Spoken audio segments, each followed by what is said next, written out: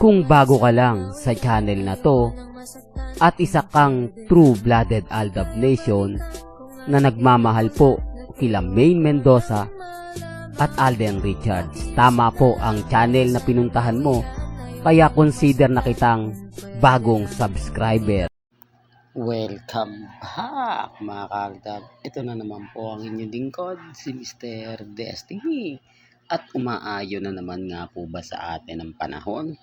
Ito na nga po ba yung sinasabi nila na pagbabalik ng Aldab Nation sa social media, pagtitrending, pagbabiral dahil ipakikilala na nga po ba ni Alden Richards sina Baby Teo at Playmate, mga ebidensya at resibo na unti-unti pong lumalabas sa social media, mga OOTD nila Maine at nina Alden na talagang umaayon sa isa't isa, na hindi nyo po pwedeng sabihin na nagkakataon lang, na talagang nag-uusap naman po talaga yung dalawa at sasabihin na at ipapakilala na sa buong mundo. Ito po yung mga gustong-gustong balita ng fandom ng Aldab Nation na taliwas naman po sa mga Armain at syempre mga Alden fanatics. Lagi silang guilty, lagi silang inis na inis at sasabihin lagi na huwag niyong bibisitahin ang channel ni Mr. Destiny dahil puro fake news lang yan. Lahat ng mga sinasabi niyan walang katotohanan, pawang haka-haka lang at imagination niya lang yan. Naghahasulate lang po yan. Kumbaga kung ano-ano lang ang ginagawa para lang mapag-usapan, para lang pagpiestahan, para lang dumami uli yung mga mamis, mga titas, mga senyor na maniniwala sa kanya. Ulitin ko mga kaaldab, common sense na lang po Ako, hindi po ako nagpaparami.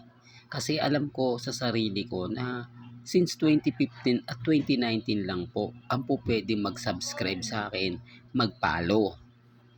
Kung 2022, 23, 24, 25, puro mura po inaabot ko. Paano ako magpaparami ng views at subscriber? Nakikita nyo naman po sa comment, lalo na po sa mga social media, sa Facebook, sa mga website, ako po yung binabanatan. Di po ba? Wala akong makukuhang magagandang feedback kapag 2022 hanggang 2025. Lahat po ng feedback ko simula 2015 at hanggang 2019, ito po yung mga followers ni Mr. Destiny. Kaya hindi niyo po pwedeng sabihin na binabayaran ko po yan. Kapag may nag-comment kasi mga kaaldab, naku, bayad yan. Naku, kamag-anak niya yan. Naku, kaibigan niya yan. Yung tipong ganun mga kaaldab. Hindi tayo makagawa ng mga lagi po tayong kinokontra. Bakit? Kasi nga po mga kaaldab, basag sila sa akin. Lahat ng mga ina-update nila, lahat ng mga sinasabi nila, nababasag natin dahil din po sa mga update ni Maine Polkerson. Di po ba? Kaya nga po maraming guilty, maraming naiinis, lalo na nga po sa mga ina-update ni Mr. Destiny na kung iisipin nyo naman po, isa-isa, tumutugma at sapul na sapul. Di po ba? Hindi, real talk to. Kaya nga po ng mga ina-update ko. Ngayon, mainit na mainit sa social media si Alden at si Maine. Si Maine, trending na naman po dahil sa culinary arts na kung saan ipinost niya ngayon sa kanyang Facebook account. Si Alden naman, binibida ng Kapamilya Network na talagang pinag-uusapan at pinagpepestahan. Di po ba? At ang pinaka-latest nga po ang pagbitbit ni Alden Richards sa Baby, na kung saan nga po maraming komento ako nababasa sa website. Ba't ganun? Puro pambata daw po ang pinupost ngayon ni Alden Richards. Puro daw po pumapabor, puro daw po mas umaayon. Di po ba? Kaya nga sabi ko sa inyo, may mga point na mapapaisip talaga kayo. May mga point na kumbaga hindi nyo alam. Di po ba? Sinasabi ko lang po ito para lang po malinaw, para lang klaro. Lalo na po sa mga bitter po sa akin, sa mga laging naiinis sa akin, sa mga nagsasabing hindi, fake news yan. Di po ba? Ganyan po sila buisit po sa channel ko. Hindi ko alam kung bakit ayaw na ayaw nila na may dadaan o titingin po sa channel ni Mr. Destiny. Una na apektado po sila. Galing naman po talaga kay Alden Richards. Kung titignan nyo simula't simula pa lang. Kung pagbubusiin nyo since 2015 hanggang 2019. Ngayon 2025, grabe, napakarami. Una, yung update niya sa mga stop toys. Pangalawa, sa anak ni... nakakalimutan na naman natin. Di po ba? Sa anak ni Dr. Vicky Bello. Tapos dito naman, tapos yung isa pang bata na bitbit niya. Ganito din po ang panahon na inamin ni Christopher Martin. Nagkahilig ko nga rin sa bata, binibitbit niya, pinapakita niya, yung pala yung simula. Yung nagkaroon siya ng magandang big break dahil wala na siyang project sa GMA, hindi na siya nabigyan, nagsalita na siya. Inamin niya na may anak siya at sinabi nga po niya na lahat daw po ng mga kaibigan niya, alam daw po yun. Kumbaga, hindi niya daw yun tinago, kahit daw po yung management. Ngayon, eto, hinihintay na lang natin kasi kakaiba na nga po raw yung kilos ngayon ni Alden.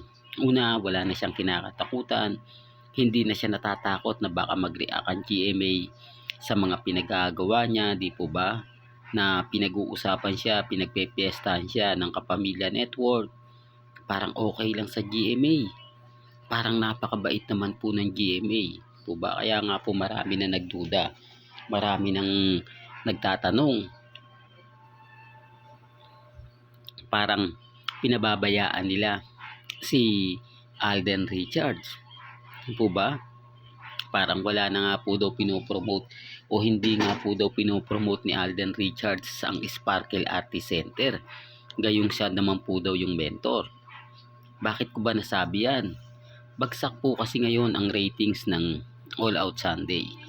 Halos karamihan po ng mga sikat na sikat ngayon Kapamilya Network. Hindi po ba? Hindi, real talk yan mga kaaldab. Halos karamihan po dinagdagan pa ni Alden Richards. Yung ABS-CBN Balls lang ang dami mga bigating artista. Di po ba ng ABS-CBN na pinag-usapan bukod kay Mengay. Tapos ngayon, Kim Pao ang pinakamaiinit dahil naging host muna naman po si Alden Richards. Di po ba? Doon pa lang aagaw attention Doon pa lang masasabi natin.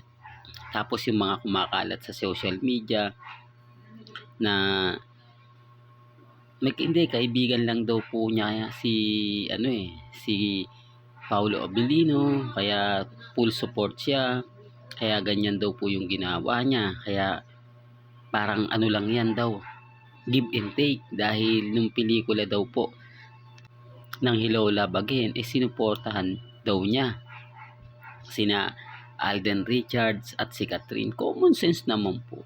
ABS-CBN project yun collaboration po yun ng kapuso. Talagang normal lang, lahat ng management pupunta ron. Lahat ng mga talagang masabi natin na nagtatrabaho susuporta. Dito wala naman pong project at wala pong artista ang GMA Kapuso na kasama po dyan. Real talk, wala po. Taliwas po sa mga sinasabi ng iilan. Maniniwala po ako kung ang GMA at ang ABS-CBN nag-collab. Sinong artista? Kim Pao yan ABS-CBN si Paulo Abalino at si Kim ganun din. Although lumalabas po siya sa GMA 7 dahil sa Showtime.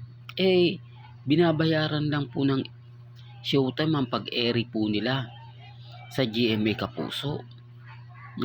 Kaya paano masasabing kapuso din siya? Hindi po ba? Taliwas po yung mga sinasabi ng iba.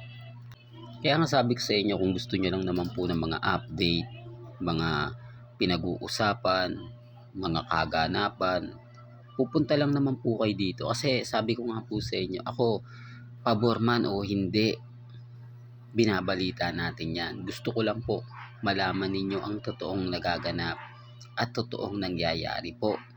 sa social media. Dahil kung hindi ko po ito gagawin, taliwas na yung mga kwento. Gaya po ni Mengay at ni Congressman Arjo. Sabi ko nga po, ginagamit na lang po talaga ni Congressman si Maine. Di po ba? Kasi ngayon lang po lumabas kung kailan po na-critical yung laban. Kung kailan po ang kalaban ni Congressman Arjo si Bingbong Crisologo, na kung saan taga District 1 ka.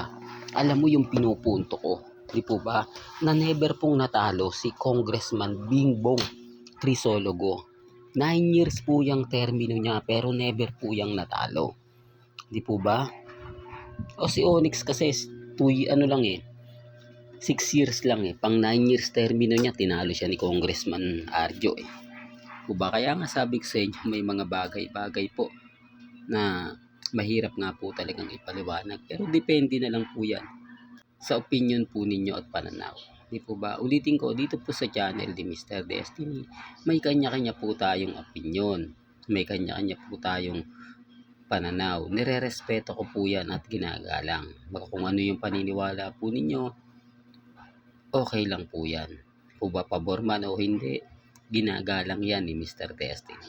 Hanggang dito na lang po ang ating latest updates. Kaya kung gusto nyo pa po ng pinaka-latest at sariwang update, abay tumutok lang po kayo dito po sa channel ni Mr. Destiny para updated po kayo sa mga bago at sa mga latest na i-upload po natin.